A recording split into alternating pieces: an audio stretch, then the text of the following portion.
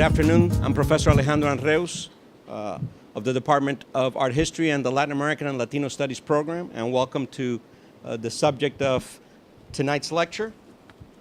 This series is funded by a grant from the Tinker Foundation, which promotes the development of an equitable, sustainable, and productive society in Latin America. And it is created and organized by the Latin American and Latino Studies program here at William Patterson University. We're very fortunate to have the speaker with us tonight. And he is, not just in my opinion, but in the opinion of the folks who really know the field of political science and Latin American studies, one of the most lucid and sobering of scholars. Samuel Farber was born and raised in Marianao, Cuba, came to the United States in February of 1958. He received an A.B. degree in sociology from the University of Chicago in 1961, a master's degree in political sociology from the London School of Economics in '63, and a Ph.D. in sociology from the University of California at Berkeley in 1969. He has taught at a number of colleges and universities, including UCLA, and most recently, Brooklyn College of the City University of New York, where he is Professor Emeritus of Political Science. His scholarship on Cuba is extensive, as well as on critical Marxist thought, and it includes many articles and 3 significant books: Cuba Since the Revolution of 1959, a critical assessment that came out in 2011, The Origins of the Cuban Revolution Reconsidered, which came out in 2006, and Revolution and Reaction in Cuba, 1933 to 1960, which came out in 1976.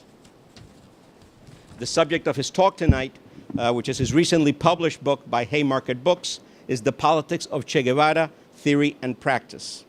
He has also published books on other subjects, including Before Stalinism, The Rise and Fall of Soviet Democracy, which came out in 1990, and Social Decay and Transformation, A View from the Left, which came out in the year 2000. Please join me in welcoming Dr. Farber. It's all yours. Thank you. Thank you very much, Alejandro, and thank you for coming here at 6 o'clock in the afternoon when you have had a long day of classes, I imagine, and to the William Patterson University for inviting me along with Franklin and Alejandro. My book about Che Guevara and his politics just came out, and lots and lots and lots of books and articles have appeared about Che Guevara for many, many years. My book has a very particular focus, which is to clarify the political thinking behind the image that is familiar to millions of people, including the iconography of commercialism, where the image of Che has been used for commercial purposes, something that would have horrified him, I'm sure. But nevertheless, that was obviously not under his control, even when he was alive. So my emphasis, again, to get behind the image, to try to get at his political thought and how it affected his political practice. And the book is oriented both to serious scholars of revolution, socialism, democracy, and to young activists, like I'm sure there are many of you in this room, that want to, as they engage in political activity, also want to get a political education. Because I think theory and practice also applies to daily political activity as well. And there should be an interaction between the two. I hope that we have time at the end to take up any questions that may have, or disagreements, or whatever it is, and I'll try to respect that, so there will be some time for discussion afterwards. My talk is essentially divided in 2 parts. I want, first of all, to talk about the general characteristics of Che's communism, with a capital C, as belonging to a kind of third world communism. And I will explain what I mean by third world communism, or what today would be called global south communism. But third world was a period, was a term that was used for a long time to refer to that world that was neither the developed capitalist West, nor at the time of the Soviet Union, the developed economies of Eastern Europe and the Soviet Union. That's the climate in which Che Guevara's politics took place. So I want to talk about the general characteristics and then to talk about Che's idiosyncrasies, if you will, his distinctive kind of communism that makes him actually, from my point of view, more interesting than just to know about his politics insofar as they are the same as that of the third world communism. So let me start by talking about the general characteristics of his third world communism. Che Guevara became a capital C communist. And when I say capital C, is because I want to underline a political ideology rather than a swear word, as had been used in this country, where communism can be used as a swear word and therefore nothing needs to be discussed anymore. That's not the way I want to look at it. So he became a capital C communist in his mid-20s. And as he found himself in Guatemala, when Guatemala in the 1950s was trying to achieve, under the elected government of Jacobo Arbenz, was trying to achieve reforms, certain social reforms, particularly an agrarian reform, which the United Fruit Company and the United States government were very strongly opposed, and they engineered this military overthrow of the Arbenz government, which was overthrown. And Che Guevara at the time was just an unknown activist in Guatemala trying to help the Arbenz government in its reform projects. It was in that process of that struggle and the intervention of U.S. imperialism in Guatemala that he adopted a full-fledged communist perspective on the world, although interestingly enough, he never joined the Guatemalan Communist Party, and nor did he later join the Mexican Communist Party when he had to leave Guatemala and went to Mexico, which is where he met the Castro brothers and the Cubans. It is in Mexico later that, he actually met some Cubans in Guatemala too, but the main encounter was with Fidel Castro and Raul Castro and the other supporters of theirs in Mexico City. He didn't join either the Guatemalan or Mexican Communist Party. In the case of Guatemalan Party, he was offered a job. He was a medical doctor, and as a condition of the job, he had to join the Guatemalan Communist Party, Partido Guatemalteco del Trabajo, and he said, "Screw you! I'm not joining any party that requires me to join it in order to have just a job." You know, so he didn't join the party, but nonetheless, he consciously adopted a communist point of view, a communist philosophy, and a very orthodox one, including a strong sympathy for Joseph Stalin, who by this time had just died and was in the process of being demystified as what in fact he was. He was an awful despot, and more than that, he really was a mass murderer. But Che somehow managed not to see that, and until many years later, he was a very faithful follower of Joseph Stalin and Soviet communism without joining the party. Now, in that, since I'm describing the general characteristics of his communism, at the center of that communism was the state as the fulcrum of change, and the takeover of that state as being the central goal of a communist revolution. This is different from traditional Marxism that saw the self-emancipation of the working class as at the heart of what the communist revolution was about, and the takeover of the state as a subordinate goal of that. But the self-emancipation of the working class was at the center of it.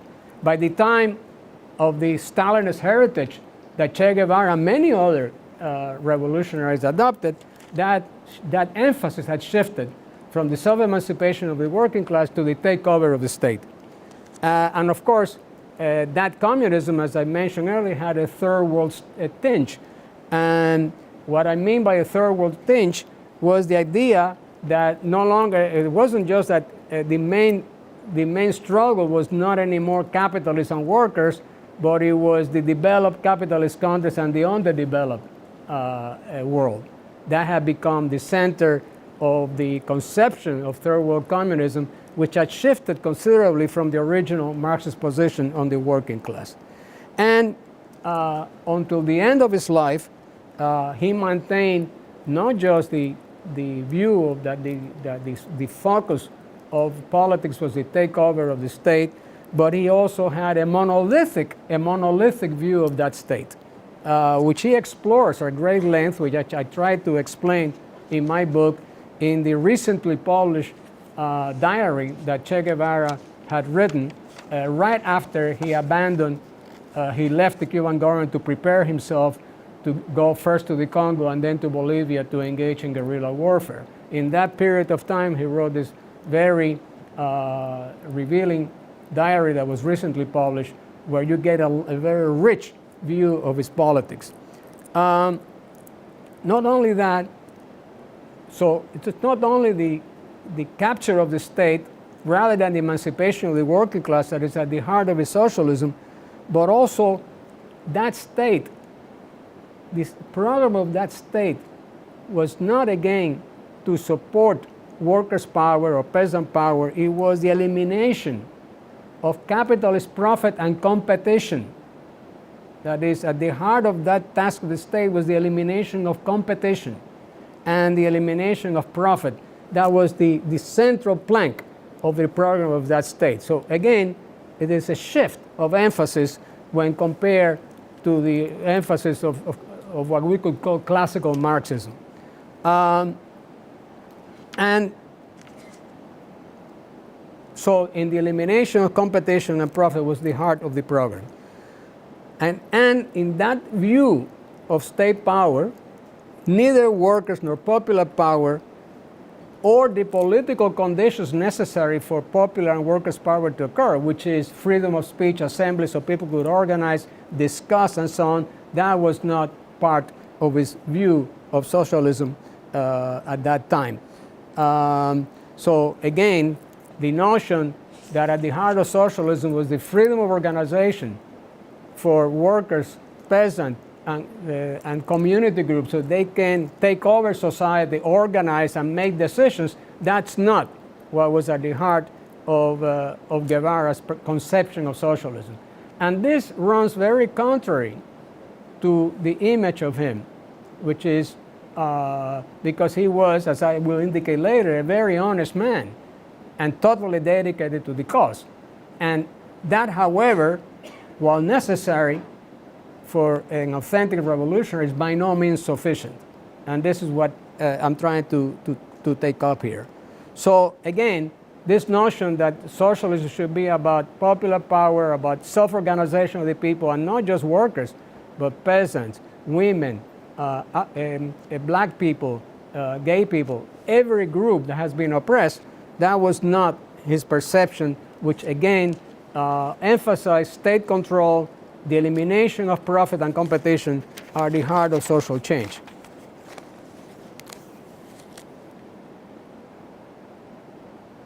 Going along with that, Che developed, and this is very much at the heart of this, his view of the new man, is this notion of total and complete dedication to the social good at the expense of individuality. This is a very strong theme in Che Guevara. In other words, if you look back at Marx and the Marx of the early philosophical manuscripts, you can see that Marx went to great lengths to talk about the necessity for the flourishing of individuality in the context of a society that was controlled by the working class and allied oppressed groups to the working class. And there was this dialectic, this synthesis of individuality reaching its maximum expression at the same time that people were dedicated to society, and that the two were not contradictory, but actually complementary. That was very much at the heart of classical Marxism. Contrary to that, the view of Che Guevara is one of virtual elimination and effacement of the individual as having any interest at all other than those of the collectivity. So it is like the philosophical manuscripts of Marx of the 1840s turned on its head. They are turned on its head because individuality disappears, and the new man that is at the heart of his theory is of somebody who is completely and totally dedicated to the social cause and is completely selfless. And by selfless, I just don't mean not being selfish. I mean that the individual development of that person is not important and doesn't count. And curiously, for those of you who may have studied in college about Alexis de Tocqueville, one of the things that you find in Tocqueville when he writes about democracy in America is Tocqueville is always creating this dichotomy of equality versus individuality. That if you had equality, you could not, according to Tocqueville, have individuality. And of course, Tocqueville is very much interested in developing individuality. So in a certain sense, Che Guevara accepts, not that he had read Tocqueville, probably didn't know him, but you do. In a certain sense, he accepts that dilemma, except that while Tocqueville opts out for individuality, Che opts out for equality.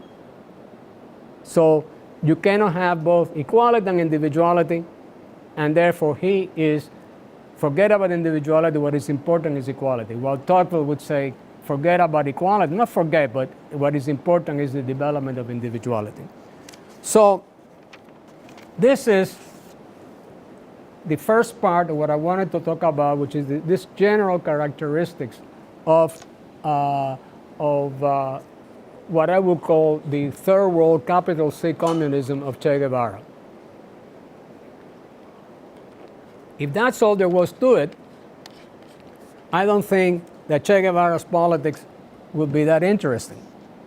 What I think makes it particularly interesting is that in addition to that general outlook that he shared with many other third world communists, he was hardly unique on that, he also has some peculiar political views that had very much to do with his background, where he came from, and so on. And that's what I want to talk now in the second part of my talk. Che Guevara grew up in Buenos Aires. He was born in 1928, and he grew up in a very high society family. He was Ernesto Guevara Lynch. The Lynch family was a highly aristocratic family. This was really high society background. But his father, who was an architect, engaged in many business ventures at which he consistently failed. So his family, while very high society in the background, was somewhat downwardly mobile, as we would say in social science jargon. Their material possibilities were not matching their very upper class background. And his mother in particular, and therefore the household that Celia, that was the name of his mother, created, was a very bohemian kind of background. And by bohemian, what I mean by that, it's not the sense in which the term is used in Latin America. For example, in Cuba, when I was growing up, and I guess Alejandro may remember that, a bohemian was somebody who had odd hours of work and leisure, and therefore hung out in bars and cafes and nightclubs until way the late hours of the night, and didn't have their regular schedule. That was a bohemian in the Cuba that both grew up. Bohemian in this country, and by the way, the same was true in Argentina. So I'm using the word bohemio or bohemian in an American sense of the word, meaning somebody that is opposing the norms of bourgeois society. Concerned with material goods, a normal, conventional family life. That's what a bohemian means in the United States. So when I say that his family was bohemian, I mean it in the North American sense of the word. Remarkably, for an upper class family like his, Che Guevara was born out of wedlock, which today, what's the big deal about it? Somebody born out of wedlock, but it was not very common in high society Argentina of the 1920s when he was born, and they went to great lengths to make it appear that he was only 7 months, he was premature, which was not the case, and they went through all sorts of somersaults to in spite of bohemianism, to keep appearances. One can trace Guevara's egalitarianism to the kind of household that was run, where people came in and out of that house at any times of the day, people of very different social backgrounds, and it was perfectly normal for that to happen. So again, it was not a conventional Orthodox bourgeois family of high society Argentina that he was born in. They were different. They were different in some important regards. His parents were fairly political people. They were very involved, given the times, in supporting the Republican cause in the Spanish Civil War. And Che took up many of the bohemian characteristics of his mother more than his father. And for example, he was known among his friends for never baiting. So his friends used to call him El Chancho, which means in Argentinian slang, the pig. And that's the way that his background was in this very unconventional, but upper class, but very unconventional, and not quite as wealthy as they would have liked to be, family. Now, what is the significance of that?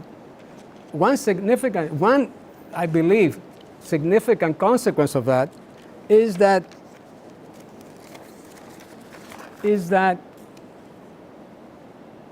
bohemian existence where material goods and the pursuit of material goods was not important, in fact it was disdain, that I think is very much connected with the asceticism that was so central to Guevara's politics. And by asceticism, I'm referring to a disdain for material goods, a disdain for material goods that was communicated to his politics. No wonder then that moral incentives, when Guevara was Minister of Industry in Cuba for a couple of years, from 60 to 62, something like that, it is spelled out more exactly in my book, he had this point of view that working people, the primary motivator for working people should be moral incentive, the building of society, rather than improvement of the material standard of living. That, I believe, can be traced, this is an interpretation, of course, I cannot prove this, back to his original life. His disdain for material goods is so profound that in this diary he wrote in the mid-60s in Cuba, he puts forward the point of view, which is actually incredibly remarkable when you think about it, where he says, there are all these problems in Cuba about people's television sets breaking down.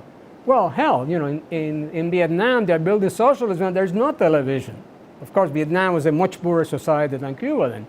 So I think it should be possible, one would like to see a situation where one could revert back to a previous period of society when there was no television, so people will not want to watch television. So this is a profound asceticism, a profound disdain or contempt for material goods, even things such as so important to people as they already had become in Cuba, as television. I mean, when you look at the Cuban Revolution, you can see what Gil Scott Heron said about the revolution will not be televised. That revolution was televised, and so clearly Cuba was not at the same, certainly was a much poorer society than the United States, obviously, but it was not as poor as certainly Vietnam was. So he had this anti-consumption perspective that I think and that is distinctive of him. And this is something about which there was no history whatsoever in Cuba, this asceticism, either in the communist or in non-communist left, and it's something that Guevara brought into Cuban politics, which he had for many years before he became involved in Cuba. And then the rest of the revolutionary leadership became converted to that point of view of asceticism, not because they had the convictions of Che Guevara about it, but because the material reality of economic crisis made it for them necessary to try to preach to people, don't aspire to material goods because we cannot provide them. So what had been the anti-consumption point of view of Guevara, which he had acquired long before coming to Cuba, for different reasons was also adopted by Fidel, Raúl Castro, and the rest of the revolutionary, but for different reasons. In other words, Guevara's point of view on opposed to consumption was conviction. That of the rest of the revolutionary leadership in Cuba was convenience. Big difference. So that is one aspect which is, I think, unique to Che Guevara in the communist tradition, including the Cuban communist tradition. Another feature of, let's see how I'm doing here. I think I'm doing okay, right? Okay. Another feature of Guevara's politics is what I call in my book, and if you read it, you will see it's developed obviously at much greater length that I can do it here. What I call in my book a political tone deafness.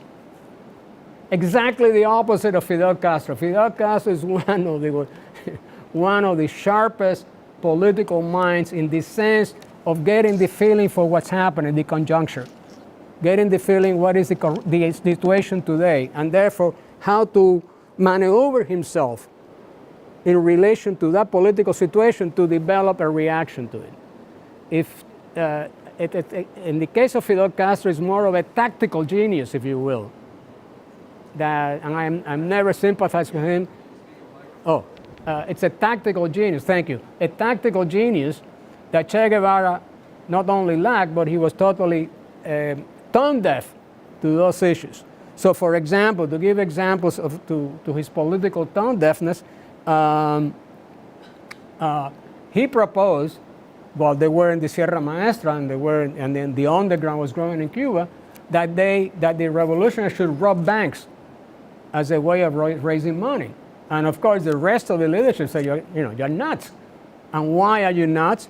Because only 10 years earlier in Cuba, there had been a phenomenon called political gangsterism, where the revolutionaries of another epoch were robbing banks, like the Royal Bank of Canada in 1948. That's only 10 years before Che Guevara was in the mountains as a rebel. So any notion that robbing banks could be used as a way of raising funds for revolution would have been a disaster. Because immediately what would have come to mind is that those revolutionaries would have become associated with the gangsterism of 10 years earlier in Cuba. And there are many examples of Che Guevara proposing things that were completely out of tune. I think that's out of tune with the political realities and the tactical and strategic needs of the moment. And no wonder that when he goes to Bolivia, I think Bolivia, probably he never had a chance there, but in addition to not having any chance, the whole thing was arranged in a way that was bound to present serious problems. For example, when Che Guevara goes to Bolivia, he takes a huge number of Cuban volunteers with him, who become the leaders of the movement in a country that sociologically was very different from Cuba. Cuba had an Indian population, Native American population that had been wiped out by the Spaniards many years earlier. That was not the case in Bolivia. So you arrive with Cuban whites and blacks in positions of leaders taking over the situation. Contrast that when Fidel Castro, with 81 other people go from Mexico to Cuba, the number of foreigners that were in the 82 were like 2 or 3. And he actually ordered a Mexican volunteer to stay back because there were too many already. And there was like 2 or 3 people who were not Cubans in in the expedition. So there was a kind of political lack of feeling for tactical realities that was a feature of Guevara's thinking, which I too believe had roots in his Argentinian upbringing. Because when Guevara was very young, Juan Perón came to power in Argentina. When Guevara, he was born in 28, Perón came in the mid-40s, so he was a grown teenager. He certainly was politically aware. And the left in Argentina had a tremendous problem relating to the Peronista movement, which was a movement that was neither right nor left. And therefore, the left never was able to develop an appropriate response to Perón, appropriate in the sense of having some success. Che's parents were very anti-Peronista, by the way. So I think that the inability, this is an interpretation, obviously, the inability to relate to the phenomenon of Perón that he shared with large numbers of the left in Argentina, I think, I suspect, had an impact on this lack of political sharpness that he developed compared to, for example, Fidel Castro. So anyway, that is a hypothesis. Obviously, it's not proven. So another continuing in this distinctive characteristic of Che is also a tremendous voluntarism. Now, what does that mean, voluntarism? It comes from the will. It comes from the notion that the will, one's will can move mountains and achieve what is otherwise unachievable. Now, Marxism, and I'm here talking about classical Marxism, has a very particular point of view about that issue. Because Marx had I think, a very balanced view of that, where the will was important, but the will could not achieve everything. So in other words, you had to marry objective reality with the subjectivity of the will to reach, if you will, a synthesis. And Marx spells out very well in a classic passage from the 18th Brumaire of Louis Bonaparte, which is one of his main works. So, but Che loses that balance that I believe was in Marxism between the will and objective reality. That is, objective reality by itself is not going to bring about anything, but the will is necessary, obviously, but the will cannot ignore objective reality. So the will has to take cognizance of objective reality to be able to achieve political change. The emphasis of Che was totally on the will and practically nothing on objective reality. It was a very one-sided perspective on that. And that's what led to serious disasters like his industrialization program that he himself acknowledged there was no basis for that in Cuba. It was a disaster when he was the Minister of Industries in Cuba. The Congo adventure, which he analyzed brilliantly in a diary, in a report that he sent to the Cuban leadership that was only made public relatively recently. But at the end of it, after having this brilliant analysis of why the adventure, the Cuban-supported adventure failed in the Congo. And the first sentence in that report says, this is the history of a failure. At the end, he puts forward in a completely incongruous way. He said, the solution to this is to have a party. But what can a party have done given that the objective reality was so hostile to the notion of revolution? So this is another aspect of distinctive characteristic of Che Guevara, which in that sense brings them closer to Maoism and Mao's China than it does to Fidel Castro himself, and that is this notion that this very fine balance that Marx drew between objective reality and the subjective will, somehow the objective reality is completely ignored, and the subjective will is what is the only thing that counts. So that, I think, is another specific characteristic of the Politics of Che Guevara. Still and all, it's important to acknowledge that in spite of all these highly problematic aspects of Che Guevara's politics, he was certainly compared to Fidel Castro, a remarkably politically honest revolutionary, because Fidel was all about manipulation and Che was not.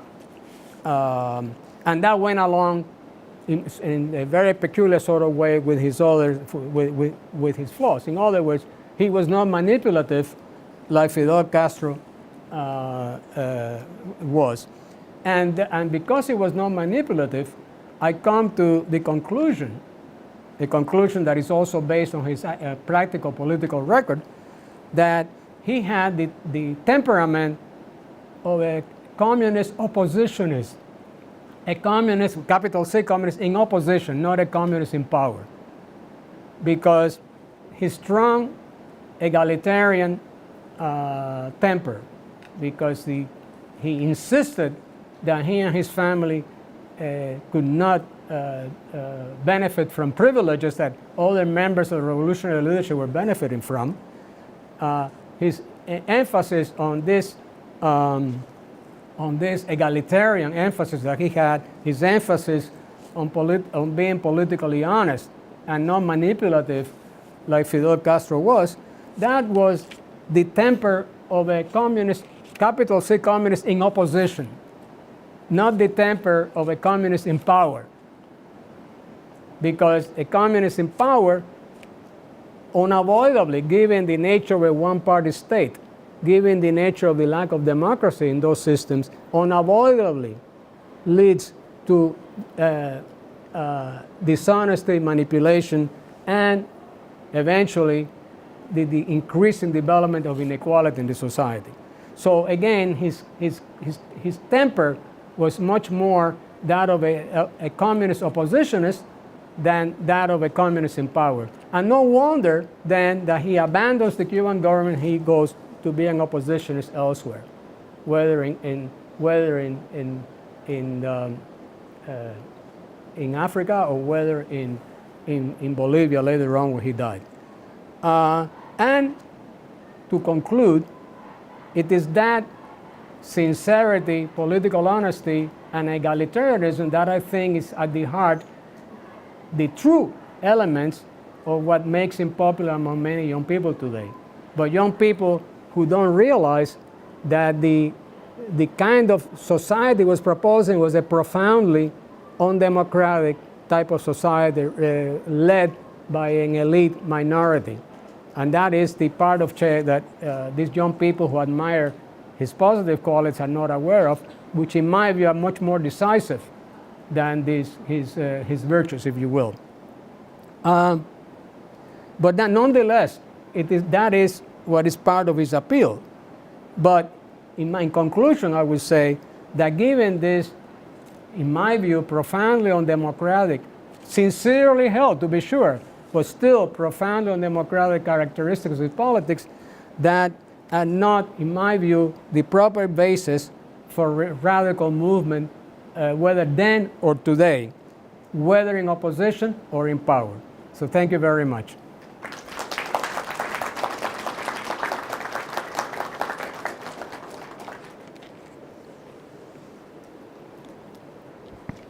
We're going to take some question and answers, and then after that, Professor Farber will be here to sign his books, which will be for sale in the back. So it's a great opportunity to get a copy of the book. So let's start with you, sir. Sure. So I think, keep in mind that this is because it's being filmed. Okay. Oh, okay. Your question will be recorded. It's on. It's not on. Yeah, it is, because they're hearing. You hear this? Not the public, it's the camera who hears. Oh.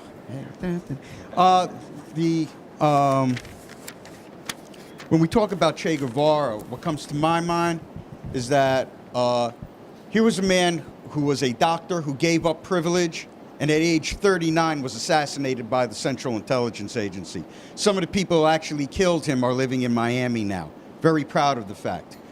kind of reminds me of like when Martin Luther King was killed at age 39 and Malcolm X was killed at age 39.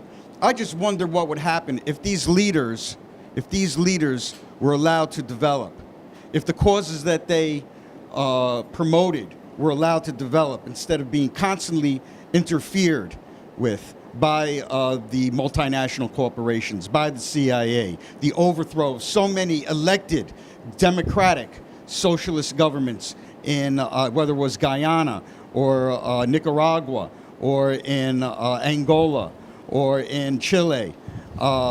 It's a constant pattern. And then rich nations take that opportunity to sit back and critique some of the inconsistencies that have occurred. I think we need to look at some of our own inconsistencies so far as what multinational corporations have done to increase the inequalities on this planet and be as equally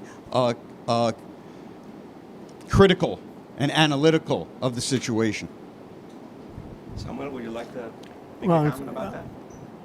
You want me to take one at a time? Sure. Sure. Well, the gentleman who just spoke didn't address at all what I said. I wasn't talking about my point of view about the United States, which I have and have acted extensively on. I was talking about Che Guevara. And the speaker did not address at all the substance of what I said. So that's all I can say. Valid response. Other questions? Oh, it wasn't against you as a person. It was an observation. That was all.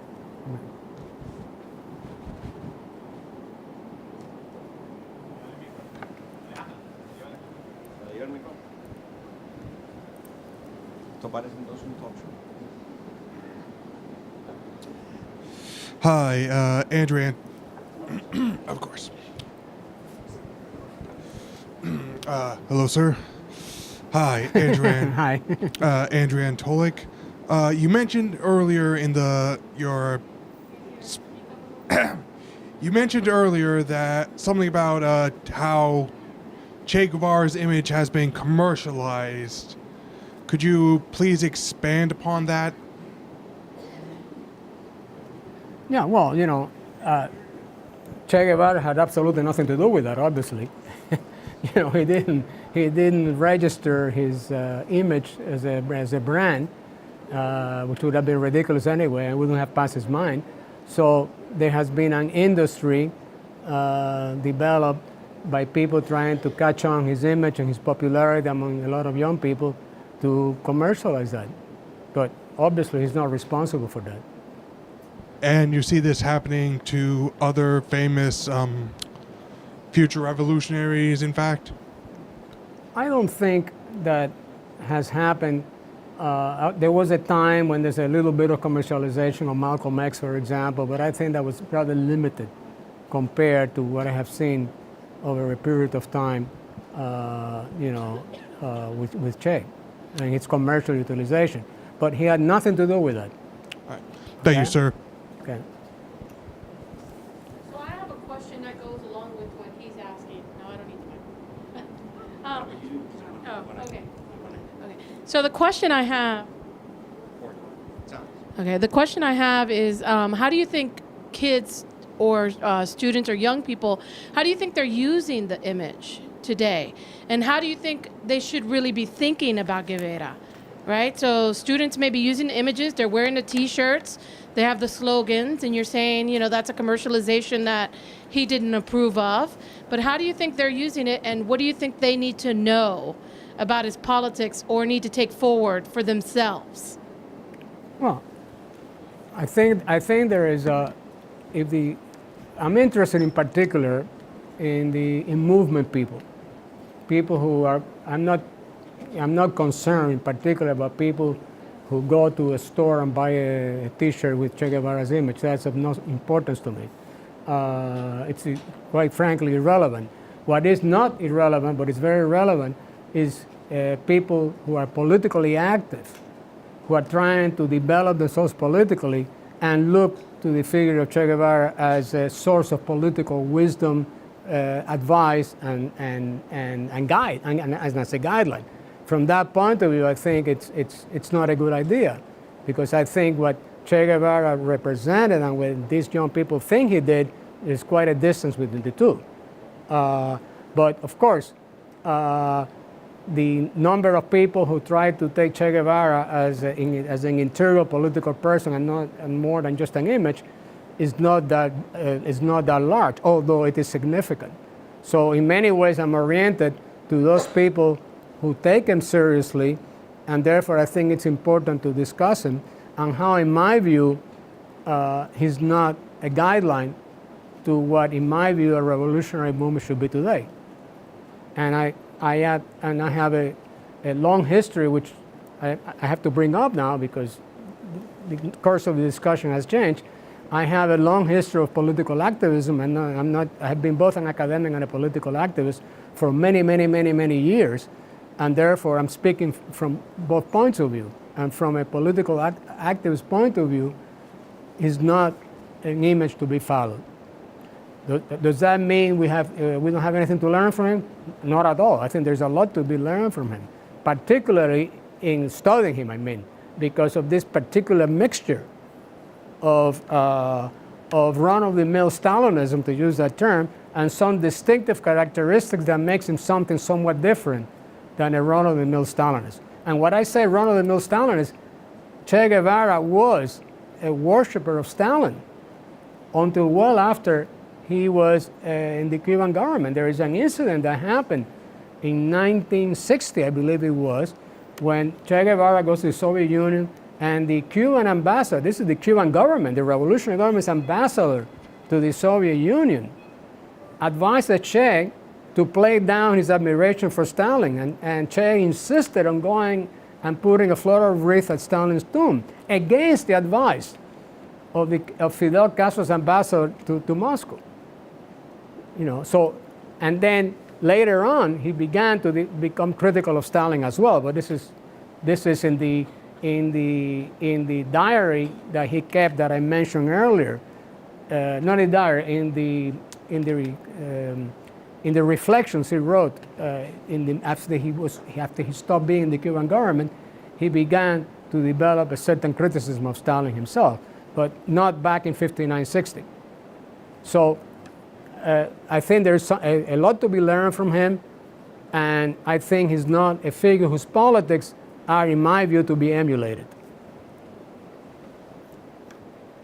More questions?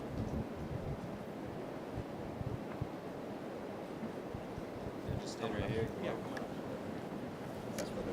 All right. You had mentioned that you were into activism, so basically I wanted to know, was there any takeaway from your studies with Che Guevara that you've carried on with your activist movements by any chance? Well, I think it's more the opposite. Yeah. I think it's my experience in movement, because I'm getting on in years, as you can probably guess. Yeah. And I've been around the left politics for many, more than 50 years, and this book just came out. Yeah. So in many ways it's the opposite. This is on the basis of my political experience, and on the basis of my thinking about Marxism and all of that this book was produced. So Yeah. it is an outcome rather than a cause, if you know what I'm saying. Yeah. Am I responding to your question? A little bit. If But not, try me again. yeah, I mean, I was Please. just wondering, like, based on your experiences, if, like you said, it may be opposite or polar to what you believe or done in your activist movement, but, like, if you've had any takeaways from Che Guevara, like, in particular, any examples that you've applied? By an example? In other words, whether he has inspired my work, is that what you're Yeah, saying? yeah. No, not at all. Not at all? Not at all. Not at all. I can't, if I were to place myself, it would have been in the classical Marxist tradition that Che was very far from.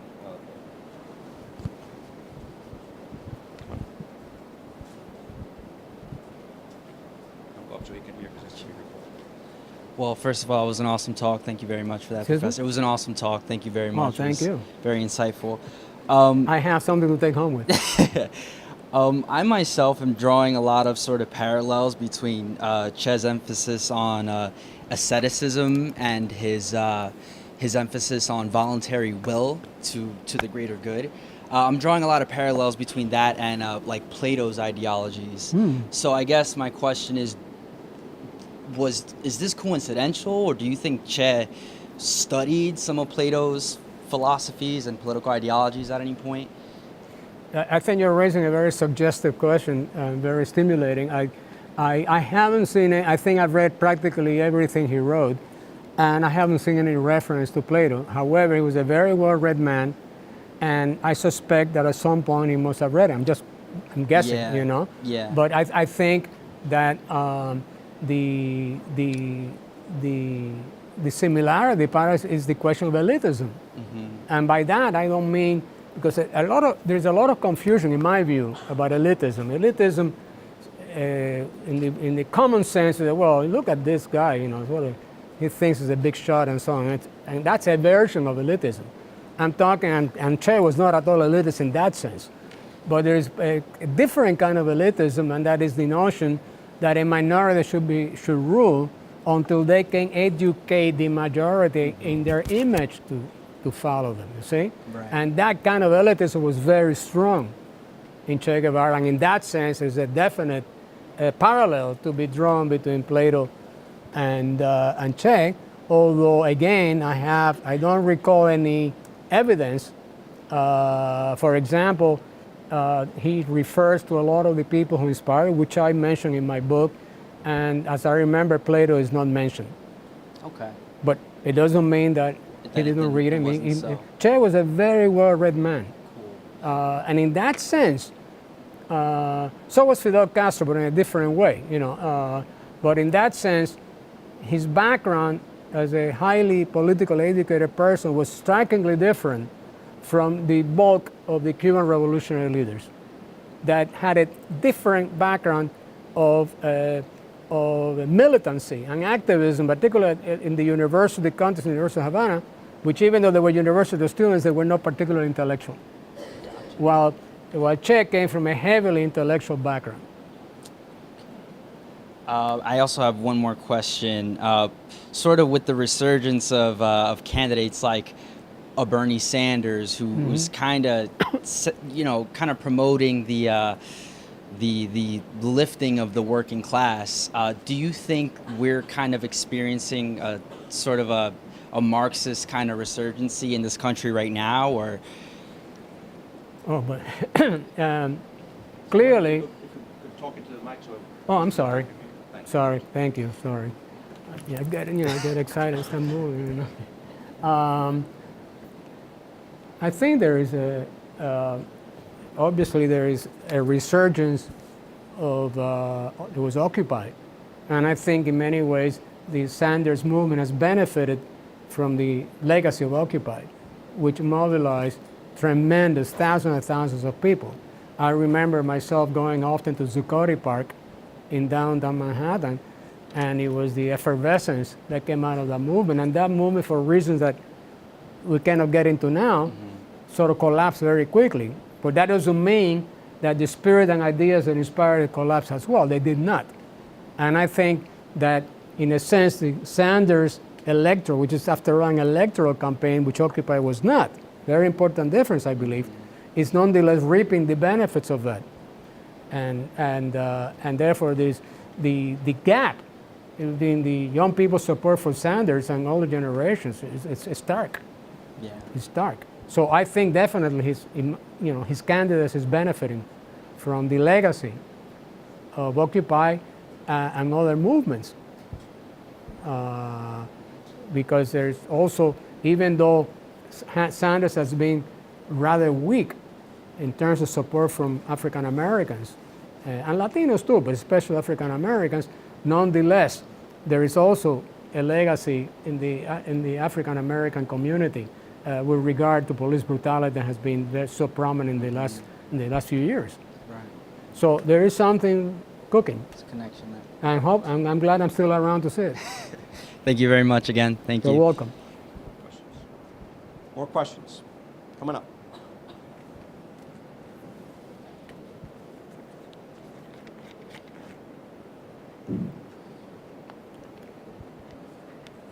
This so that you can be recorded by the camera. You can come up closer. Hi, how are Hello. you? I'm Viviana. My family comes from Bolivia, from La Paz. So my grandfather, my aunts, my uncles have been heavy in politics ever since the 50s. So I hear a lot about Che, what he did, and over there I know he's not a perfect man, but over there you see him as someone for the people, someone who fought. It was instead of like Fidel, who came from nothing and then got money, and they say over there he got started getting greedy.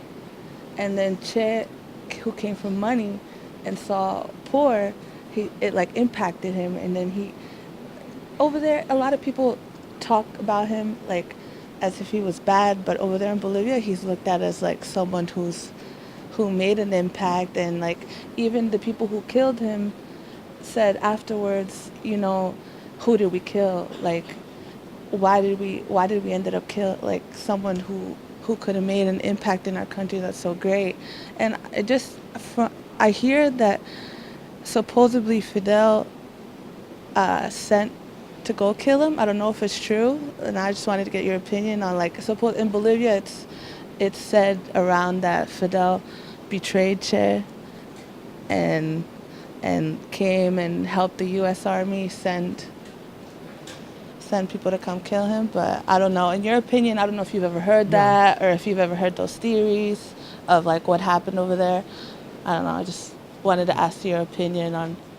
For those of you who can't hear, her question is she wanted Professor Farber's opinion regarding a rumor that has been around for years that Fidel Castro abandoned or basically sabotaged Che Guevara once he was in Bolivia. I addressed that question specifically in the book that just came out, and I don't happen to think. I think the situation is much more ambiguous than that. I don't think that Fidel Castro sent him to get killed in Bolivia. I think that the Che Guevara was putting forward a political position that I think Fidel and Raúl and the other leaders were ambivalent about. And because on one hand, they were getting a lot of pressure from the Soviet Union in this period in particular to stay out of creating problems in Latin America because that's the United States' sphere of influence. But on the other hand, the revolution was still relatively young and they hadn't become as conservative as they were going to be, or more cautious, if you will, as they were going to become later. So I discuss it that way in my book. I think that it was far more ambiguous. Yeah, because they say he had somewhat of like a connection to Klaus Barbie when he was in government. Because I don't know if you ever heard about Klaus Barbie, the Yes, I Nazi. have. Yeah, they said he had his way in the Bolivian government during the cocaine era, and that Right. he helped. Yeah, I don't think that it's particularly relevant to the issue of Che because there are different periods and so on. But I think you're raising the important question about Fidel's relationship to Che's adventure in Bolivia. So I think that I think the situation is far more ambiguous, in my opinion, than what some people claim that Fidel just said, go ahead and disappear. I think it was much more complicated than that, I think. I may be wrong, of course. Now, the other point that you raised, which I think is important, is how you're telling me that people in Bolivia feel about him today. Because at the time, his support was practically nil in Bolivia. And there are solid reasons for that. And part of the solid reason for that, even though there was a military dictatorship that had developed out of the Bolivian Revolution in '52 in Bolivia, the benefits that the Bolivian peasantry had obtained from that revolution had not yet disappeared. And there was still, Ovando, I believe was the general, then still had some roots of support in the Bolivian countryside because the Bolivian Revolution, as much as it had gone off the rails because of the intervention of the military, had not yet lost the legitimacy that they would lose later. And certainly it was not at all comparable to the situation in Batista's Cuba. Yeah. And that's part of the problem. The problem is think that something that applied in Batista's Cuba would, literally apply also in Bolivia. Very different situation. A bit similarity with students disappearing at that time and people getting tortured and No question about it.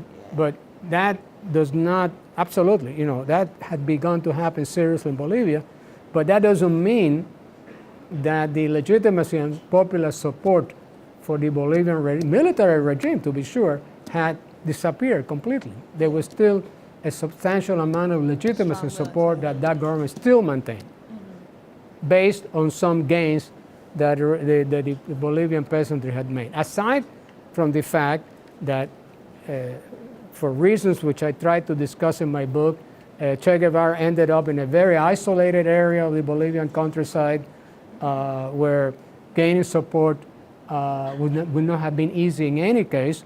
But the fact of the matter is that they recruited one peasant, I believe, in all the time they were there. They were a total failure in recruiting Bolivian peasant support for their venture there, and that says something about both the period of Bolivian history that occurred, the particular area they chose, and the choice of Bolivia to begin with.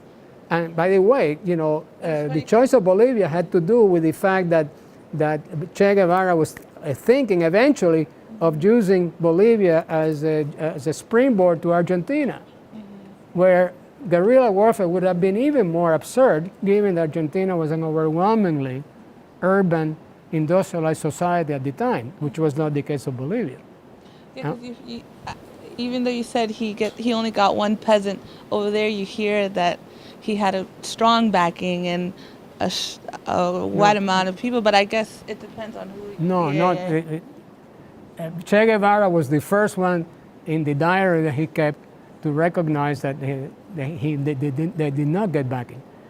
And I discussed that at some length in the relevant chapter in my book. Oh, thank you so much. Thanks to you. A couple of more questions. So there were some hands in the back before. Desiree? Hi, thank you for coming here. My Thank you. question was, do you think Che's version of communism is like a reinterpretation of classical, like Marxist communism, or do you think it's made Marxist communism like irrelevant, or like his view of communism irrelevant? Well, I tried to indicate in the course of my talk the many ways in which it differed from what you could call classical Marxism, and it differed in a very substantial way. And something I mentioned in passing, but I want to stress again, is the greater proximity to Maoism of Guevara's politics than to classical Marxism. By Maoism, which is fundamentally a very elitist political theory. There was, instead of seeing, for example, abundance as the basis for the flourishing of human beings, Che Guevara cringes in the face of abundance. And that's why, he proposes this notion that, it's better, Vietnam is better off without television than Cuba is with television. As if you could sort of run the clock backwards. So he's not at all friendly to the notion of abundance. He dismisses completely out of hand the gains that the Cuban working class, which had a long history of struggle by the time of the revolution, going back to the 20s and 30s, had made gains that were not given to them by some generous employers of state, but gains that the struggle had achieved. And for Che, that doesn't mean anything. He dismisses that from his ascetic, perspective, which is fundamentally hostile to the improvement of the standard of living of working class people. He sees that as a problem, not as a gain, in the last analysis. Would you say that is still relevant to, I guess, improving the condition of working class people in America today? Because as a political activist, should I still be concerned with the improvement of the middle class, or is that or is a control, I guess, like of the state a better solution towards like I'm sorry, finding could equality? you say that I'm again, sorry. So like you're saying Che, he like wasn't concerned with like the improvement of like the middle class or the lifestyle of the middle class. Would you say that's still relevant today, or should, as a political activist, like should we be more concerned with like control of the state than of improving like? Well, if I understand you correctly, I don't see the two things in contradiction. I think that the improvement, unless one is an intellectual in the clouds, a Platonic intellectual, to follow what was said here earlier, that you are sort of removed from the fate of people. I think we want people to live better. And there is an alternative, I believe, to the American way of life of trying to live better, not in terms of your own absolute terms, but to try to be better off than your neighbor. I don't think that a better life is necessarily based on competition with your next door neighbor to live better than him. I think you want to live better for yourself and your family. And that means better material existence where you are removed from the hardships that poor people have in this country. There's plenty of poor people, a lot of poor people in the United States, and they are facing with a hardship that is totally unnecessary, given the productive reality and potential of American society. Totally unnecessary and therefore criminal that there is poverty in this country. It's actually criminal. So I think, but his orientation is of a different kind that what I call classical Marxism. Okay. Totally different kind. And that's why, amazingly he says, well, in Vietnam they're better off. They don't have television. Come on. Yeah, thank you. You're very welcome. One more question? Okay, well, actually, I have a question for you somewhat. Okay. I'm curious that with the intense interest in Che Guevara and the fact that his work has been translated into several languages, that this focus on him as this Marxist with a capital M has basically kept a lot of people interested in Latin American studies and in the area of Marxism in Latin America from looking at a more classical Marxist like a José Carlos Mariátegui.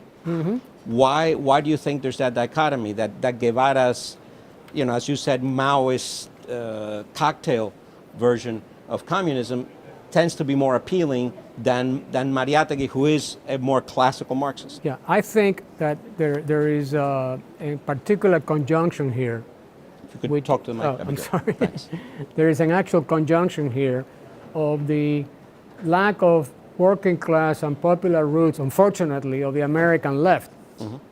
I'm talking particularly about American left. And therefore, it's a heavy composition of students, what we could call bohemian elements and so on, that do not reflect the material needs that working class people have every day to survive.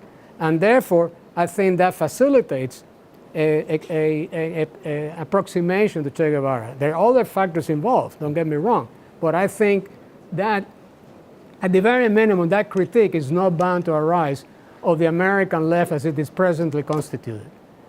Whether if we had been thinking about the American left in the 30s and 40s, where the relative abundance that exists in this society, although very badly distributed, was not an issue. People were, it was a totally different period. I don't think that this kind of point of view would have equal acceptance, which doesn't mean that the left then didn't have other problems. They did. Thank you. You're welcome. Again, let's thank Professor Farber for his wonderful talk. Thanks to you.